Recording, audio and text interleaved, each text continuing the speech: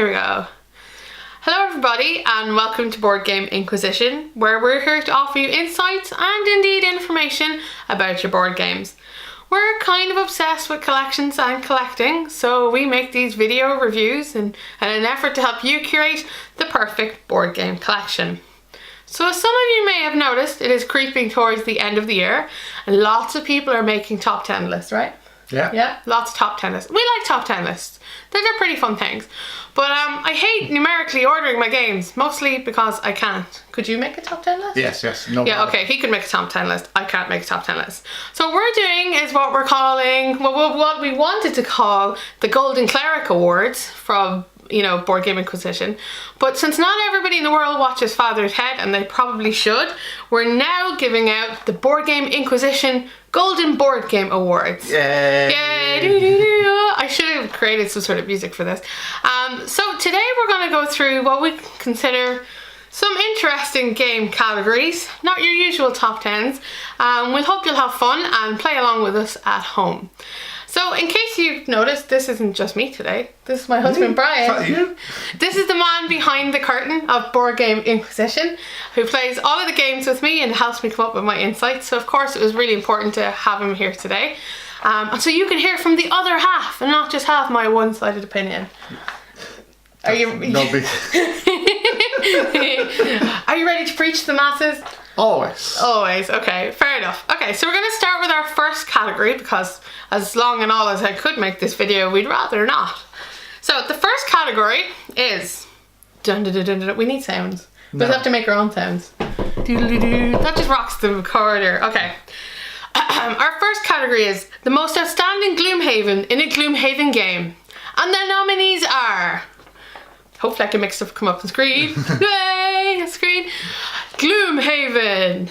Surprise. Yeah, I'm surprised it's nominated in this category, are you? Why do we have an entire category dedicated to just Gloomhaven? Because I was afraid it would beat all the other categories and it would be horribly unfair to all the other games. In fairness, Gloomhaven is probably the best game in our collection. Yeah. And rather than have it go into every category as a nominee, we just said we'd give it its own category and put it off to the corner and let it play by itself because it's too big to play with the other boys. And so the winner is, wait for it, Gloomhaven! Yay! So now that we've that out of the way, and I forgot to mention that we have specific rules actually for how our games are, for how our picks are going. So our first rule was that you could only have one nominee each, so we both get to pick a game. Gloomhaven is special, that's why we got it out of the way at the start. And the second thing is that you can't nominate a game in multiple categories, also caused by the Gloomhaven problem. So other than that, we're ready to go. So what's our second category? Second category is what game is most likely to turn 1 hour into 5? Are these Civilization Memorial category? All those people who used to play Civ back in the day. You can still play Civ. Civ's not that old. It's just called new things now. It's like version 6 and it's about 25 to 30 years old. Stop reminding me how old I am. Okay. So our nominees are... What do you nominate? Terraforming Mars. Terraforming Mars. That's okay. Why Terraforming Mars? Because usually when we sit down and we usually start playing around 7 in the evening and aiming to finish around 9. Terraforming Mars usually finishes around 11 or 12. And I go and I've worked the next day, how did this happen? Why are the dogs coming to me asking to be walked at this hour? It's only... To be fair, Terraforming Mars is one of those games where it used to take us an hour to play. Like, so literally, there's many games we've had in Terraforming Mars that'll take about an hour, maybe a little more. And then magically out of nowhere, it will take way more time than that. So it's a good nomination. That's because we don't tend to play the game as more play the cards. That's possibly true. Oh yeah, there was something we were supposed to be doing here. Yeah, that's so true. So yeah, Terraforming Mars is the first nominee. The second nominee, this is from me, is This War of Mine, which I hadn't played up until recently. And I also didn't realise how long it was going to be. It took me about 7 hours total or more to get through one adventure. And I'd look at my watch and I'd be like, I started this at 12:30. How is it 12:30 and I've only gone through a turn and a half? So I think it's definitely a good nominee for that award. But the box says it takes 5 minutes to 2 hours. Yeah, that's a bit terrifying. I think the game knows it's supposed to take longer than that, but didn't want to scare people away. I'm not sure, but it's definitely one where you could just lose time. Yes. Agreed? Yeah, you could just lose time. So, Who's the winner? And the winner is Terraforming Mars. Yeah, probably Terraforming Mars. It is the one where time just drips away. Yeah. And you want to play it over and over again. Yeah, that's also true. Alright, so on to our next category. Why did I end up with this one? So, the game most likely to end in a divorce. As you can guess by the title, it's the one that causes the most games that cause the most aggravation.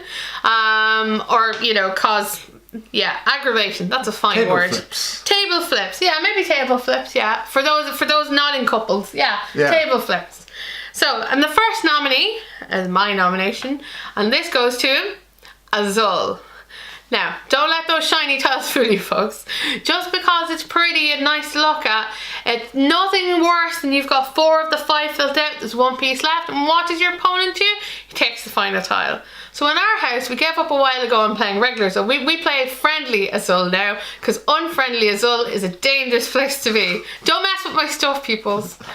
So, yeah, don't touch her stuff. She's very possessive of her stuff. Just a little bit. My nominee is Innis.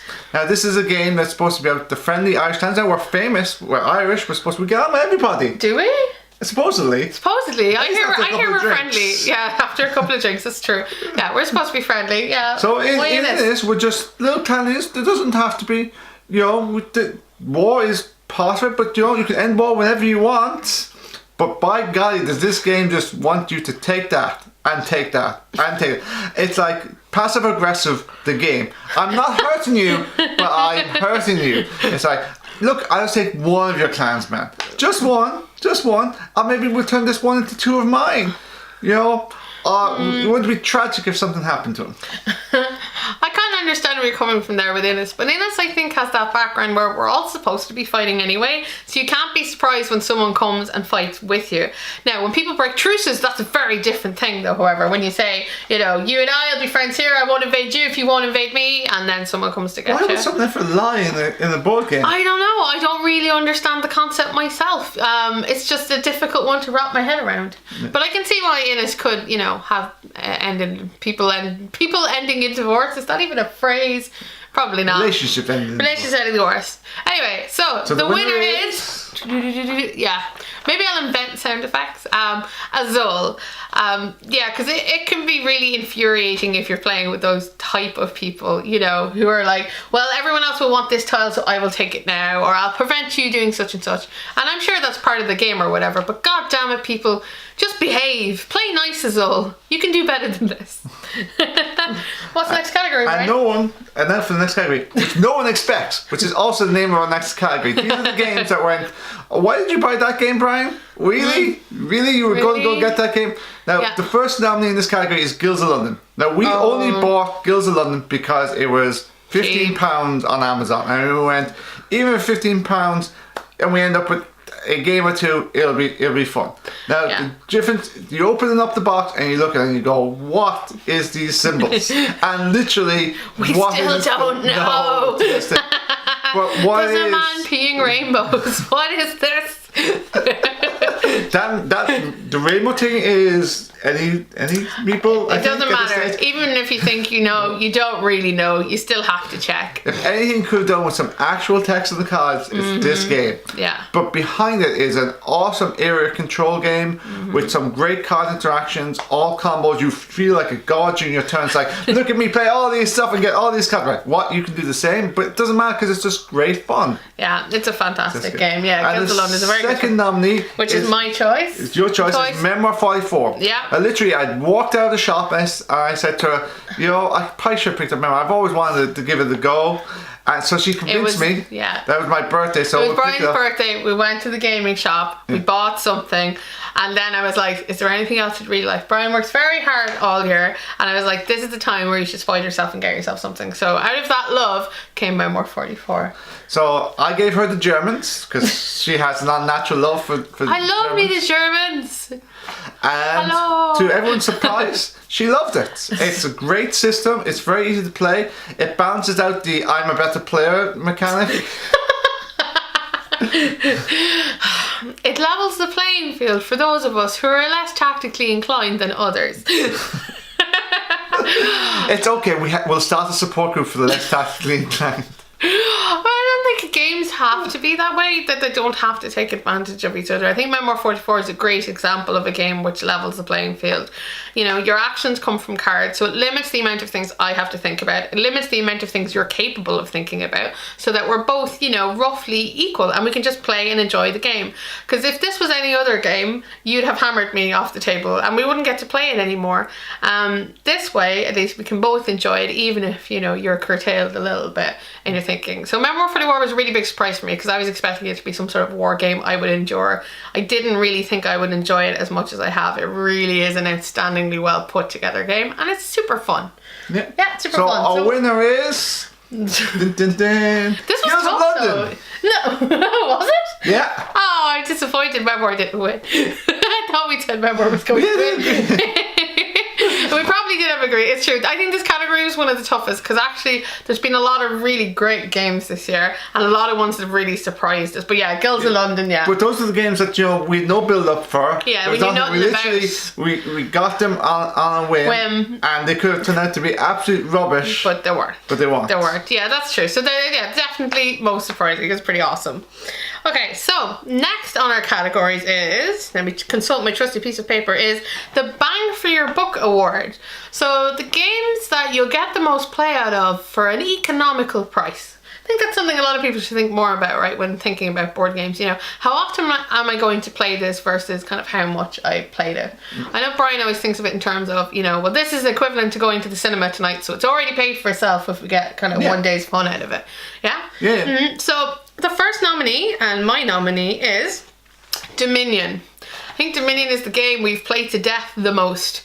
Like when I think about how much the base game itself must have cost and the amount of times we've played it, we've gotten so much value for money, and especially games that are able to kind of reinvent themselves in multiple ways like Dominion is, you really could just go on and play them forever. So I think it definitely would deserve this award. Yeah, this is a game that we've had for 10 years and I say has been played 100 plus times. Easily. But back in the days when, you know, board game tracking apps didn't exist.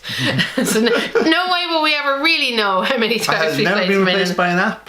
It's true. They tried really hard. Dominion would have made a great app. I don't know what went wrong there. Just paying real money for, you know, fake sets just didn't really sit well with people. Overcharged massively. So what was your nominee? My nominee was BattleCon. Now, BattleCon comes with, we bought the small set which came with 10 fighters. Now, it's a 2-player only game, so that means you can play, there's 90 possible matches you can do straight out of the box. Oh yeah. So then when we bought Devastations, we now have another 30 fighters. So we're never getting to anytime soon. So now we can play it maybe 1,000 times and never play the same match again. So it's going to be good fun, and it's a great game. That's true. I just realised we've not been describing what any of these games are about without talking about them. We've never done the little description thing of, you know, BattleCon is a 2-player battle strategy game. You could have a little thing come up on the thing saying maybe I could do that. Yeah, I could probably do that. I think I'll try and talk more about them from there. But I was just like, we talked about all these games like everybody knows about them. I hope you know about them. If you don't, we apologise. BattleCon is a Street Fighter-esque card game. So where you play one card and I play another, and the gameplay is we play 2 cards a turn and we compare them, and the person who has the better stuff wins. Yeah, it's a cool fighting game, and there's lots of variation to it too. You really could play that a lot. Every fighter is very unique. Yeah, they're very, very cool. Okay, so the winner is Dominion. Yeah, I don't think you can't beat a card game, I think, sometimes for value for money, really, can you? And Dominion is a fantastic example of that. Okay, so what's next? Yeah. Look, Mum, I'm in the deep end. These are the games that when you look at them and you've read the rulebooks, you're going, okay, how many online guides are there for this? How many videos can I watch? You know, am I going to have to watch 3 videos and still not understand? Okay. Now, the nominees for this... What's your nominee? My nominee was Lisboa. Yeah. Now, Lisboa is a heavy economic game based in Lisboa, Lisbon, as it's more known to us. Just after it suffered an earthquake, followed by a tsunami, followed by a massive fire. Yeah, it sounds like happy times, doesn't it? It's very happy times for the people, but very good opportunities for people to get favour with the king as they rebuild the city. Yeah. So you're tasked with rebuilding the city. And what does this involve? And why is it such a deep game? The player aid is an 8-page booklet. The player aid is 8 pages long. It's a really good player aid. It's a brilliant player aid. It's probably one of the best player aids, but it's 8 pages. Yeah. So now if the player is 8 pages and the rule book is a good 32 pages, you know you're in a deep, deep game. This is not one where I'm going to say, I'll just come around to our house, I'll teach you how to play. This is one which is, have you watched the video? Do you understand the game? Now you can come play with us. I think Lisboa is a good choice. Lisboa is indeed a very, very big game, and there's a lot in it. The nice thing, however, about Lisboa is that Lisboa knows it's a big game, and it knows it's intimidating. So it sets up all these kind of signposts for you to help you along the way between the player manuals, the stuff on the board, the rule book, and it's very well put together. So it's definitely, you're in the deep end, but it gives you some life rafts. It's not so, you know what I mean? I think it's not as scary as it looks. It's not quite a sink or swim situation. Yeah. But it could well be that people will be looking, where is the exit? You could definitely be turned off, by looking at it for sure. Okay, so my nominee for kind of the difficult to learn games is Burano from Emperor S4 Games. And it's the only one of their games that's not in a white box. Really confused by that fact, shocking. Burano is a kind of an action, and like an action points game, where you are building in the city of Burano, which is in Venice, Italy. It's beautifully coloured, it's very pretty, but there are a lot of things to do, and they all connect to each other. And doing one of them on its own, you can't focus on doing one thing in this game. You have to do a little bit of everything, or nothing works at all. And it's difficult to get a hold of that. Like, it took me 5 games back to back of that to get the hang of it. At the start of every turn you have to build this pyramids, and those pyramids determines, you take the actions off those, and you can only do the actions on the top of the pyramid. So you have to understand at the very start of the game of how the actions are going to do, and like some of the actions are necessary for you to be able to do anything else, because some of them give you money, and if you haven't built your pyramid right, you're just sitting there going, I can't do anything. Yeah, it's tough. It's not the most forgiving game either, but it's very rewarding once you get it. It's actually it's a very solid and good game underneath it. But when you approach it first, finding and figuring out how everything knits together is a task. It's a task. But it's still got a place in my heart because it's damn pretty. And it took me so long to figure it out that, I'm really chuffed I now know how to play it. Okay, so, and our winner is Burano. Yeah, Burano. Lisboa is big, but at least Lisboa gives you help. Burano just chucks you in the deep end and you kind of hope for the best. Yeah, sink or swim. Look, just put the things out. Although I'd like to point out there have been updated rules for Burano on the Board Game Geek website, which seems to have changed some of the problems we had with it. So it might be less intimidating now than it was when we learned how to play it. Still a great game, and it comes with you can also get walking in Burano. Oh yeah, it's got a mini-me version now, which is really fun and light and completely different to the real to the real game. Okay, so our next category, the tried and tested category. So this is games that are 5 years old or older, and we think ones that have survived the test of time. And ironically enough, I used the name Survive because that's my nominee.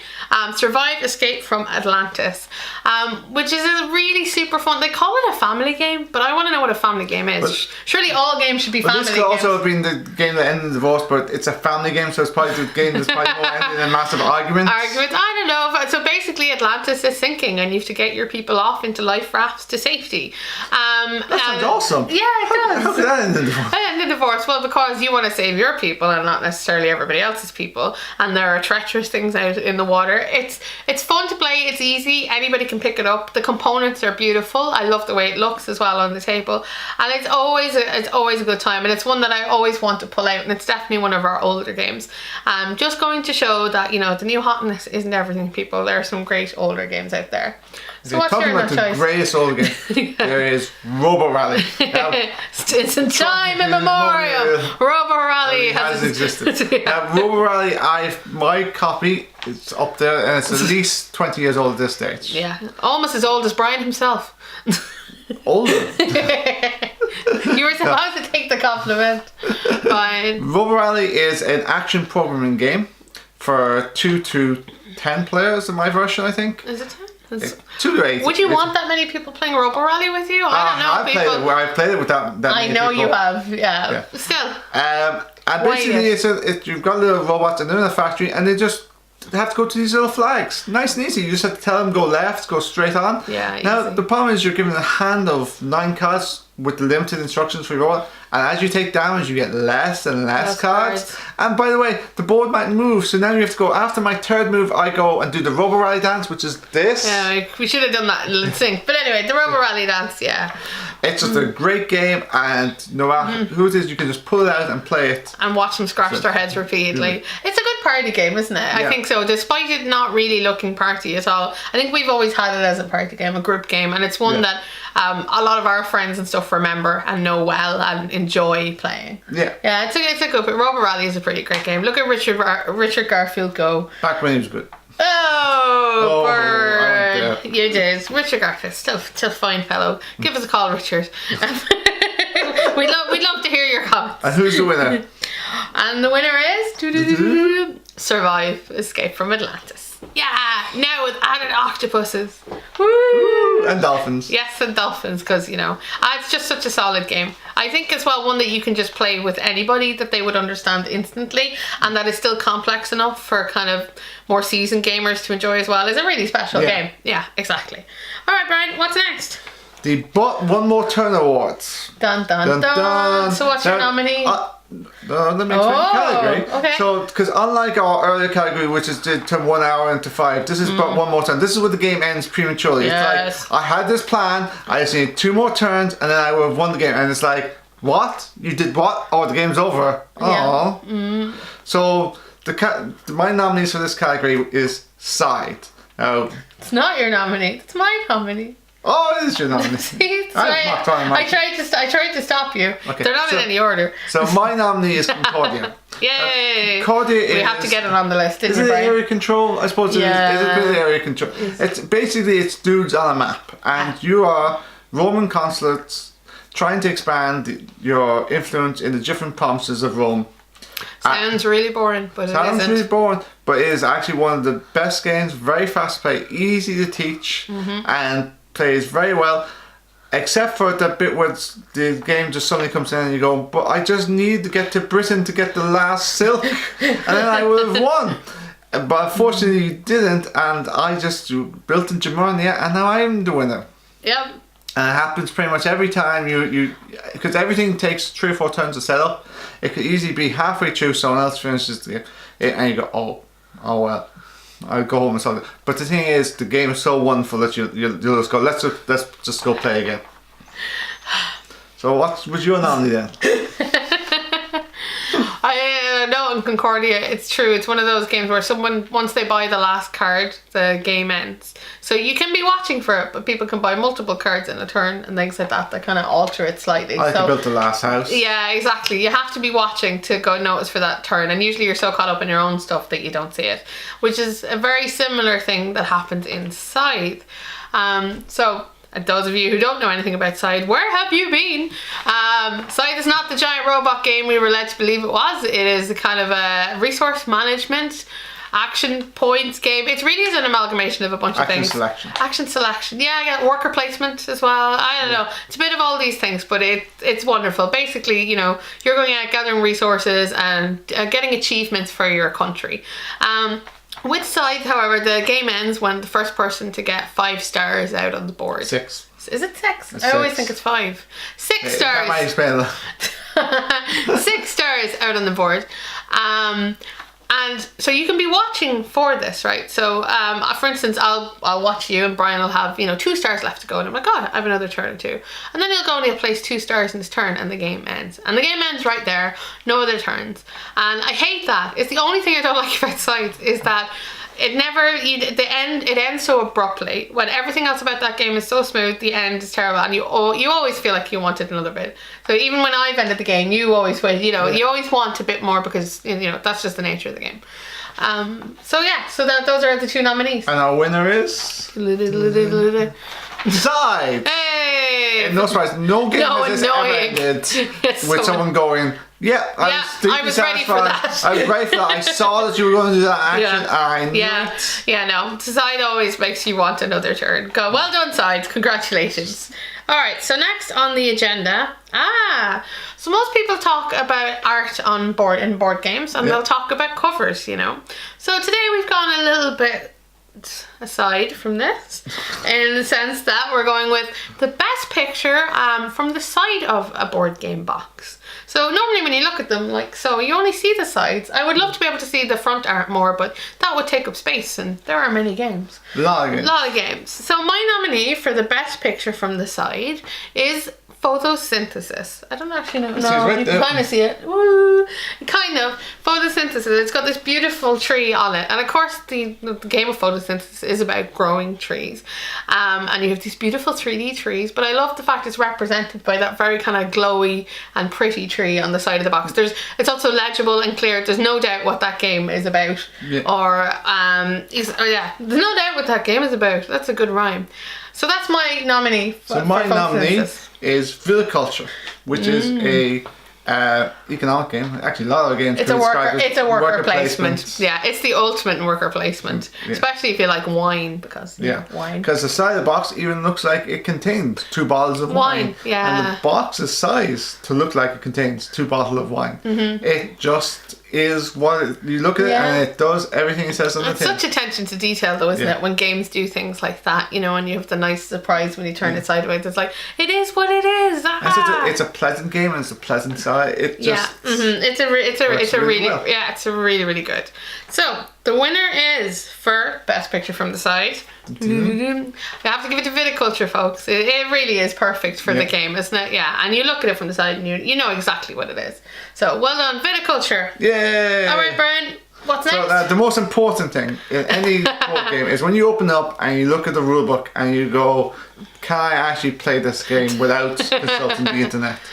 And so often you read the rulebook and you go, I don't know what this game is about and all these symbols. And especially the symbols. If you're going to use symbols in your game, will you please put symbols on the back of the rulebook so it's easy to work out what they are. Yeah. So the nominees in this for the best rulebooks. Yeah, what one was yours? Pulsar. No. See, for God's sake. I knew you were just going to read it. Yeah. It's like, no. My nominee for the best rulebook is Clans of Caledonia.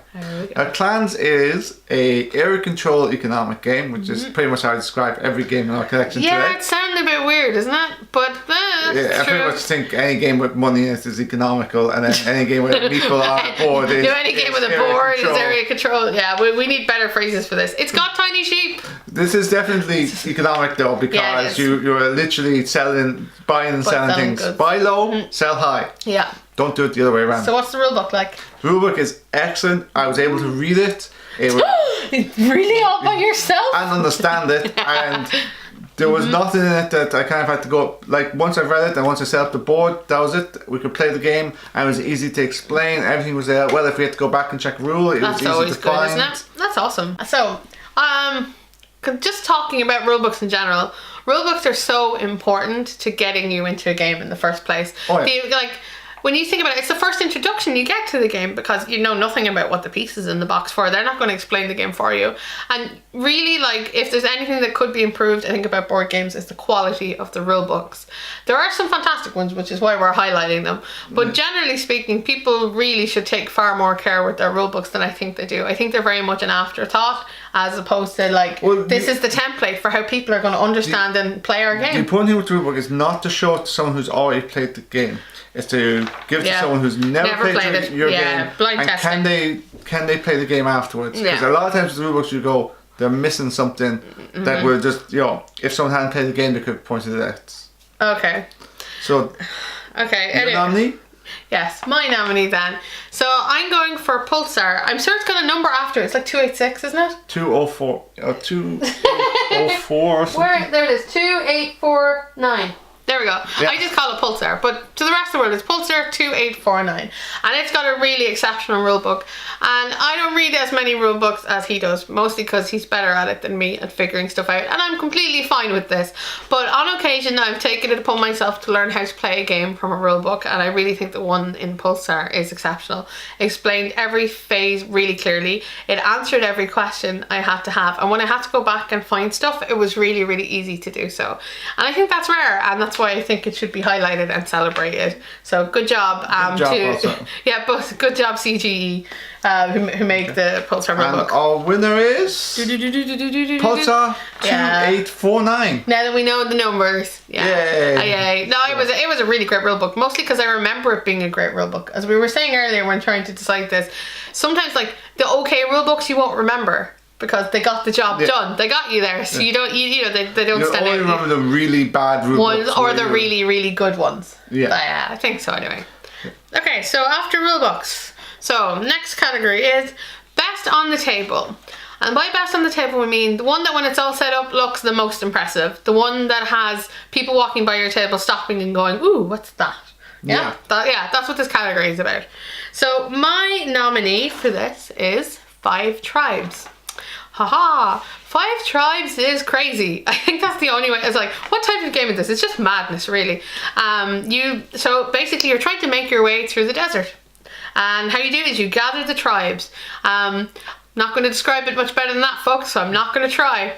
But when it's set up, it's a series, it's a grid of, I want to say 5 by 5 tiles. 5 by 6. 5 by 6 tiles, and on them are bunches of coloured meeples. And when it's all set up together, it looks incredible. It's really, really pretty. Especially when you start getting some palaces and palm trees. You get palm trees. There are these beautiful wooden pieces on this lovely board, and it is just, it's phenomenal to look at, and it's phenomenal to play. So I think that's really impressive when you see it on the board. 5 Tribes. So my nominee looks even better. It's Mechs versus Minions. This could also be a bang for your buck, because you get so much in this box. There's just, you get loads of little minions, and you get these giant mechs, and when it's set up on the board, it just looks impressive. Everyone, if you have this in the room, everyone will come over and look at it and go, what is this? Because it's just pretty. And especially when you get that bleep bleep bleep thing, it's just even better. No spoilers. It's really high production values as well. Everything in that is really, really well made and really beautiful, which is really, bang for your buck is true. That game should probably cost more than it does. So as a game, it's an action selection game in the vein of Robo Rally. Robo Rally, really? Yeah, it snuck its way back in. Always well. Always well. Very good. So those are the nominees. So let's see who the winner is. We're giving it to 5 Tribes. Really? Yeah, apparently that's what we marked. I know you're disappointed. Mechs vs Minions is beautiful, but I think there's something about 5 Tribes that didn't need a bunch of kind of cool plastics and nice paint jobs to make it look good. Yeah. I think there's something special about it's just wooden meeples on sets of tiles. Yeah, it's tactile, more tactile. Yeah, it's tactile. It's true. But this was close. Yeah, this was definitely close. So the very final category is what I will remember that one. And will you remember that one? Well, these are the things that happened during the year that we will remember. Now, this has been a spectacular year for gaming for us. We've played probably hundreds of games this year. I don't even want to count how many we've played. But there are some things that just stand out for us. Yeah, some moments we had, some like good gaming memories we made this year. So what was your best gaming memory, Brian? Probably the best gaming memory for me is we bought an expansion for Side called Rise of Fenris. It's a legacy expansion which has 8 different scenarios in it as you play from start to finish. Yeah. And usually when we get something like this, we may never finish it, or it could take us 6 months. We had Rise of the Fenris, all 8 scenarios done in less than a week, and we just wanted to play more and more. More like 3 days. Don't tell me how much obsessed we were. And each time we got to open the box, it was like, what's in this box? What's going to happen this time? No, it wasn't a big, huge story that you got into, but it was just everything. You probably could have if you weren't us.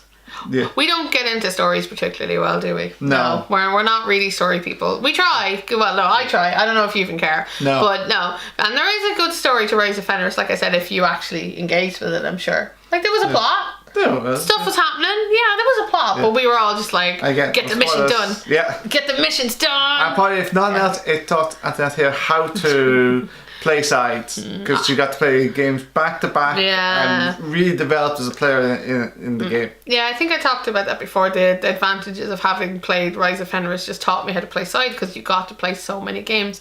And I think it's a great idea for expanding other games so that you would get more practice with, you know, the base game just by adding little bits each time. I think that would be a fantastic mode of expansion for other games to look at, you know, in avenues. But yeah, that was a great experience actually, wasn't it? I don't think I've wanted to play a game as much as I've wanted to play that, you know, every time it's like, now let's get on to the next scenario. Yeah, exactly. We were just gunning it. We were dying to find out what happened next. Yeah, it was really good. Okay. And what was your one? Okay. My best gaming event actually happened this month. Isn't that pathetic? Out of the whole year, the best stuff happened this month. And it was my birthday party, and I decided to have some people around to play board games. A very select few, all of whom were named Brian. I swear it's not weird. And what usually happens when we play games is that my Brian here, he's pretty good at them, okay? We're not gonna lie. Yeah, he wins a lot. But we're all aware of this, and so we usually try to take him down. So I thought it would be really fun if we played Spectre Ops, which is a hidden movement game where one of us, or a group of us, were hunting one particular player. So we decided to hunt down Brian. Yes, because we thought if anybody had a chance of getting away and stuff, it was probably him. So then I had the army of Brians chasing down Brian, and it was amazing. It was so much fun. I was like, are 2 Brians better than 1? I got to find out, and the best part was our friend Brian was completely convinced that he had Brian. He was like a detective gumshoe on the case. He was like, I have him pinned down. He's here, folks. He's right here. And then we moved there, and Brian would be like, I'm not here. I'm like, what? So it was a really, really fun event and adventure game, and as it turned out, he won. We couldn't stop him. Even with an army of Brians, I couldn't stop him. But I would definitely do that again. I think that was a really great event game. And I have to say, it was nice to finally get Spectre Ops out in the open with a bunch of players. We tried playing it 1-on-1 and it was terrible, but just because I couldn't, there's no way I could keep up with you doing that. Or vice versa. But it really impressed me when I got to see kind of it all fleshed out. So that was my exciting thing. Better than 2. You heard it here, folks. You heard it here first, folks. Right. So the winner is... Yeah, we have to give it to Rise of Fenris, folks, because that really was super exciting. And the best bit I think about it is that it gives you more tools to play with your own game when it's over. It's not just an event. You can play through the 8 scenarios, but the things you unlock you can play with the base game. So Rise of Fenris lives on long after the awesome event it was to play through them all. So I think that's actually the last thing on our list. I think the list was pretty long. Here was me trying to make a short video. It's hard when we ramble, but you know, yeah, just a tad. I do too, though. So you know, we probably match each other well. But so what would you have answered in these categories if you were to go through them yourself? Leave your answers in the comments below. I'd love to hear, you know, what games kind of made an impression upon you this year. Actually ended in a divorce? We want to know. Yeah, we want to know. Has any game broke up a marriage? That's a terrible thing to want to find out, though. Has a game destroyed your life? No. And also, you know, the good things, or what kind of categories would you have created yourself, and what would your answers have been? But anyway, it was lovely to see you all again as always. I hope you enjoyed this show. We're not really sure, but we said we'd make it anyway. See you next year. Oh yeah, next year when you'll pop back again. Yeah. Yeah, maybe once the annual convention of Board Game Inquisition. But thank you for watching, and until next time, I'll be here playing games, asking questions, and of course perusing our collection. Take care. Bye bye.